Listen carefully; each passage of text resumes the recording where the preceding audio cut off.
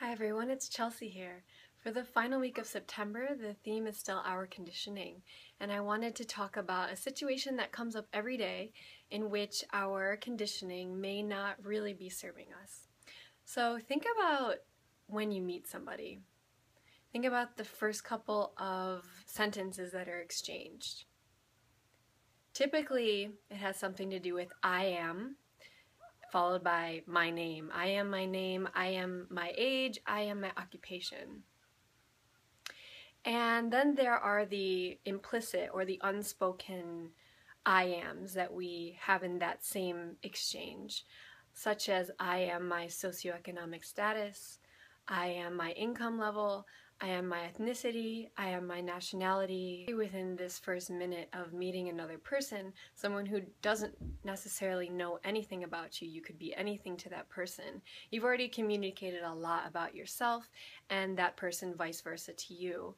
And these are everyday statements, right? So you go on repeating these things on a daily basis. Each time you meet somebody, each time you wake up, you remember who you are. So in yoga, we say that our labels are served really by memory and by conditioning.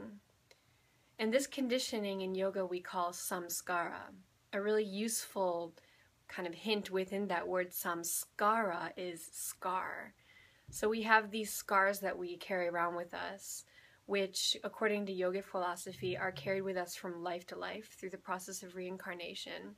And if you ask me, we also go about creating our samskaras in everyday life with our habits, with our repetitive thought patterns, and our repetitive ways of physically doing things and of feeling things, of our reactions to the outside world on an emotional level.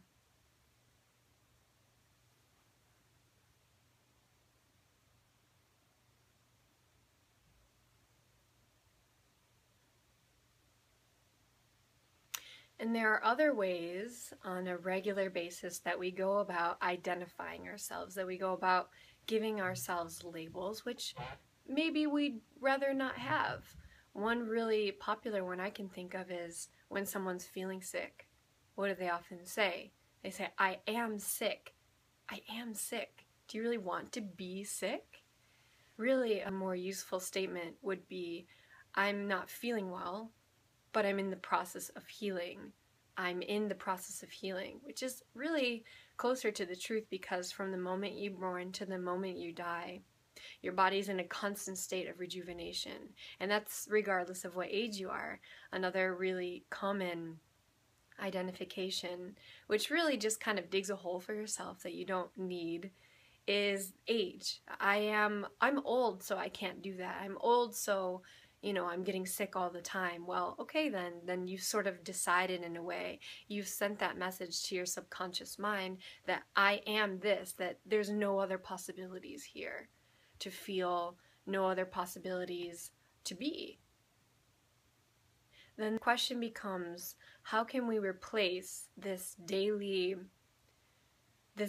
way of thinking that's built into our language with something a little bit more useful and certainly more beneficial to ourselves? In yoga, we learn that we are nothing but the capital S self. And all of the other appellations that we give ourselves, from name to occupation to age to nationality, are really just little s self. And when we're no longer in this body, all of those things will fall away. So in a way, they're not real. Yoga teaches us that the only real thing in life is what endures, and all that is not reality is impermanent, will change, will fall away, and that the only reality is what's permanent, what endures.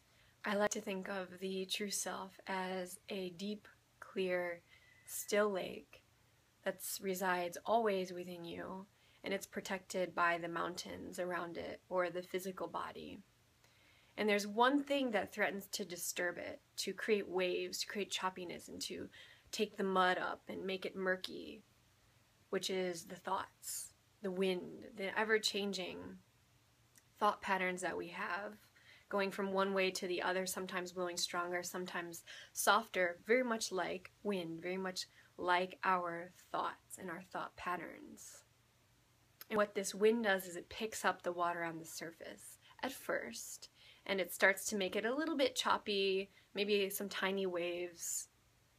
But if we continue in our day-to-day lives constantly ruled by these ever-changing thought patterns, what happens is the waves start to get a little bit deeper, a little bit bigger. They start to pull up from the bottom. And at that very bottom of that lake lives the true self. So we lose sight because the water on the top gets murky and we can no longer see down, and we cannot see reality. We cannot see who it is, if you can say what or who, which I suppose you can't, but again, we're limited by our language here. So we'll say today what and who you really are is always there at the bottom. In yoga, even from your first yoga practice, I'm sure you noticed from the first time that you got on a yoga mat and then got off, I'm sure you noticed a difference, right? I know I did. That's what kept me coming back for so long, until it became just a part of my life, like breathing. But you noticed, okay, this is more than just a workout. This is different from going to the gym. This is different than going on a run, which obviously have amazing benefits in themselves for your mind and for your body. But there's something about the calm or the joy that you feel after your very first yoga class, potentially. And that keeps you coming back. And that's because you're beginning to still those waves of the thoughts. And you're finally getting a little bit of clarity in that lake. You're finally going to be able to maybe get glimpses. Maybe the light starts to shine down through, and it's able to start to get all the way down to the core, to the true self, the bottom of the lake. So in yoga classes, you've probably noticed, no matter what kind of style it was, that the breath is a really important element.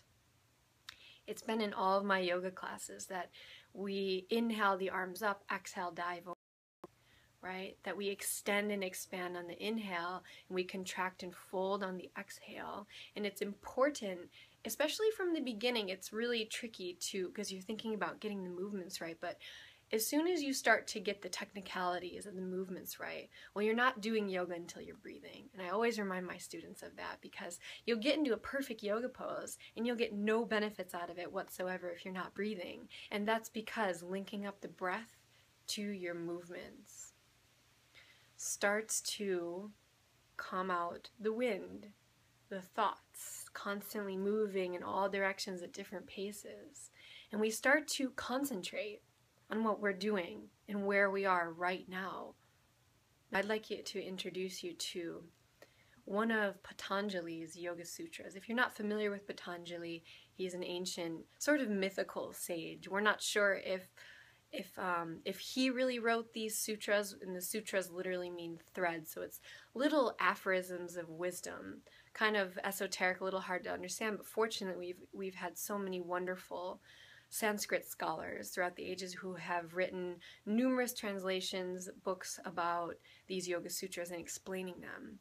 So Patanjali may have been a person who wrote down these sutras, or he may have been simply a speaker, an orator, and his disciples or his students went ahead and wrote down these little aphorisms as they were listening to him speak, which makes perfect sense. It's like taking notes, right? The very second out of the 200 Yoga Sutras states this: Yogas Chitta Vritti Nirodha. Yogas Chitta Vritti Nirodha. Yoga is the cessation of the fluctuations of the mind.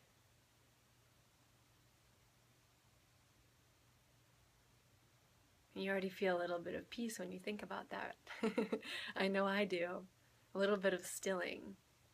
The very second Yoga Sutra, so the entire book of sutras, the 200, are meant to explain yoga, why we begin it, what are the obstacles in our way, and what are the benefits that we can expect. So already, as we're beginning the practice, as we open up that book of Yoga Sutras, which so many forms and systems of yoga are based on Patanjali's Yoga Sutras, we already see, okay, this is what yoga is.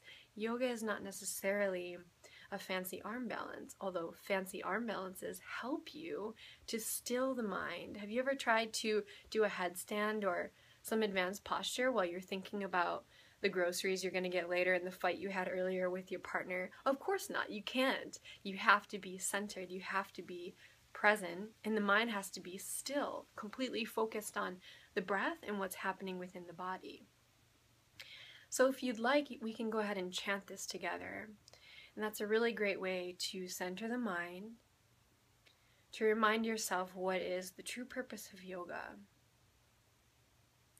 So take an inhale to a comfortable level, and exhale the breath out. Inhale.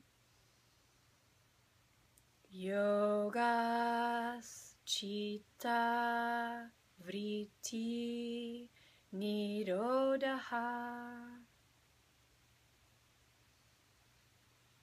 Yogas Chitta Vritti Nirodha.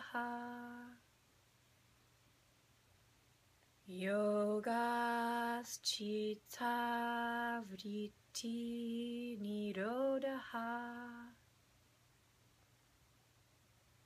And exhale the breath out again. Sit for a moment, contemplating the meaning of this sutra in your own life, in your own practice. Even if you're brand new to yoga, all of this might seem a little bit esoteric or even a little bit silly, and that's okay. For me, it also was at first.